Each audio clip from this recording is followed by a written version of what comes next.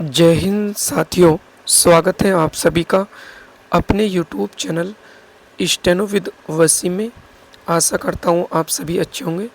जो भी साथी चैनल पर नए आए हैं तो चैनल को सब्सक्राइब ज़रूर करें ताकि सभी तक नोटिफिकेशन पहुँचता रहे।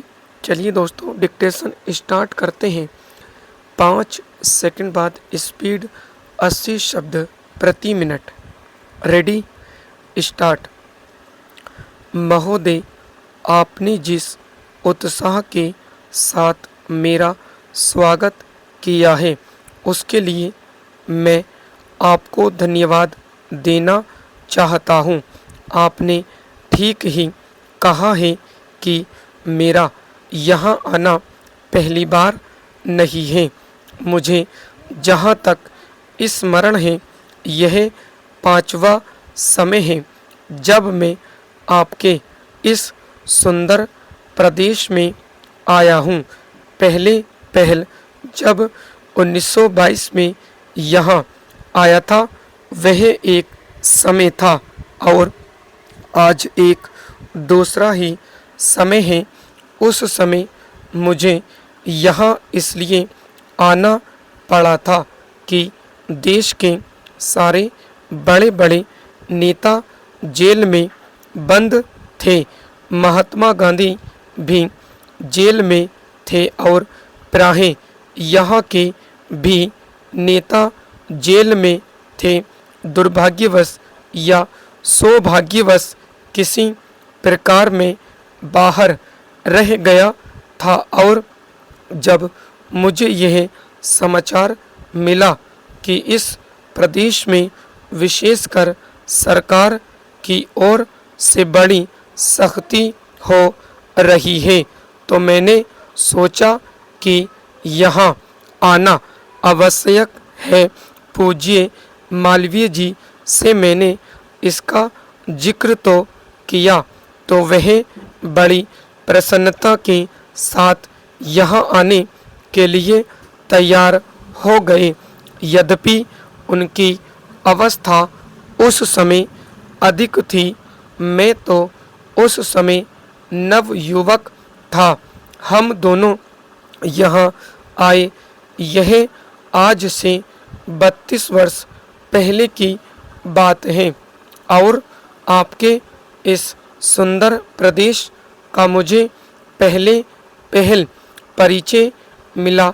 कल जब मैं यहाँ आ रहा था तो मार्ग में मुझे वह जगह दिखलाई गई जहाँ मैं बहुत कठिनता से रात भर बैलगाड़ी पर चलकर किसी प्रकार पहुँचा था।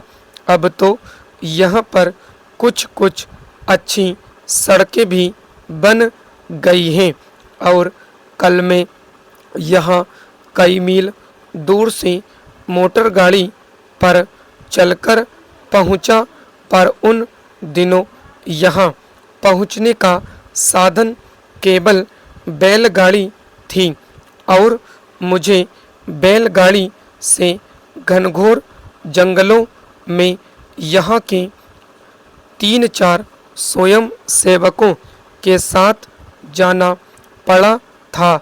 जब मैं उन दिनों की तुलना आज से करता हूँ तो मालूम होता है कि इन वर्षों में कितना अंतर पड़ गया है। Para change. जो काम महात्मा गांधी जी ने स्वराज्य का देश को स्वतंत्र करने का आरंभ किया था वह काम देश के सौभाग्य महात्मा गांधी की तपस्या और आप लोगों के परिश्रम तथा त्याग से सफल हुआ। 5-6 वर्ष बीत चुके तब से हम स्वतंत्र होकर पूरे दायित्व के साथ अपने देश का शासन चला रहे हैं। आज भारतवर्ष में ऐसा कोई स्थान नहीं है जहाँ के लोग अपना शासन स्वयं ने चला रहे हों। Para change. महोदय, हमारा जो संविधान तैयार हुआ है उसमें भी इस बात का प्रयास किया गया है कि देश में लोकतंत्र पूरी तरह से लागू किया जाए और जनता को लोकतंत्र की सारी सुख सुविधा मिल सके। सबसे पहले मैं आपको इस बात के लिए धन्यवाद देना चाहता हूं कि आपने मुझे इस सम्मेलन में कुछ कहने का अवसर दिया है। आपके सामने जो विषय आएंगे वे इतने महत्व के हैं कि प्रत्येक हिंदुस्तानी चाहे वह किसी भी काम में लगा हो उन पर कुछ ने कुछ ध्यान अवश्य देता होगा। पैराचेंज, यह एक मानी हुई बात है कि बच्चा जैसा तैयार किया जाता है वह बड़ा होने पर वैसा ही निकलता है। शिक्षा का काम यही है कि उसको अच्छी तरह से सुलझे तरीके पर तैयार करें और उसको इस योग्य बनाए कि उसे जिस किसी भी काम में लगाया जाए वह उस काम को कुशलता और सफलता के साथ पूरा कर सके। हमारे देश में जो शिक्षा पद्धति अभी तक जारी है वह नई नहीं है, बल्कि यदि मैं यह कहूँ कि वह वर्ष पुरानी है तो गलत नहीं होगा। 125 वर्ष पहले जिस उद्देश्य को सामने रखकर यह शिक्षा पद्धति जारी की गई थी वह उद्देश्य अब नहीं रहा, पर शिक्षा पद्धति अब तक लगभग वही है। मैं मानता हूँ कि इस बात का प्रयत्न किया जा रहा है कि उसमें परिवर्तन किया जाए जिससे हमें अपनी आवश्यकताओं की पूर्ति में सहायता मिल सके। जहाँ तक मुझे मालूम है इस काम में अभी तक हम सफल नहीं हुए हैं।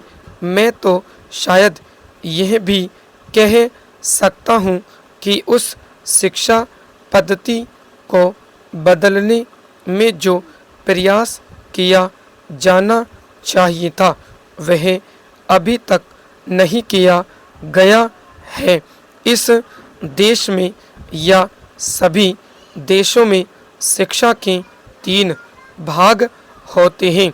एक तो वह जिसमें छोटे छोटे बच्चों को शिक्षा दी जाती है, दूसरा वह जिसमें युवावस्था के पहले बड़े होने तक, और तीसरा वह जिसमें युवावस्था के विद्यार्थियों को शिक्षा दी जाती है। इन तीनों भागों की शिक्षा पद्धतियाँ अलग अलग हैं, परंतु वे एक दूसरे से मिलती जुलती होती हैं और एक से दूसरे में जान में कोई कठिनाई नहीं होनी चाहिए। इसलिए यदि हम अपने देश की शिक्षा में सुधार चाहते हैं तो सबसे अधिक आवश्यक यह है कि सर्वप्रथम प्राथमिक शिक्षा में, उसके बाद माध्यमिक शिक्षा और फिर विश्वविद्यालय शिक्षा में सुधार किया जाना चाहिए। स्टॉप दोस्तों, आप मेरे Telegram group steno with Wasim search करके जुड़ सकते हैं। वहाँ पर आपको महत्वपूर्ण शब्दों की आउटलाइन दी जाती है। धन्यवाद दोस्तों।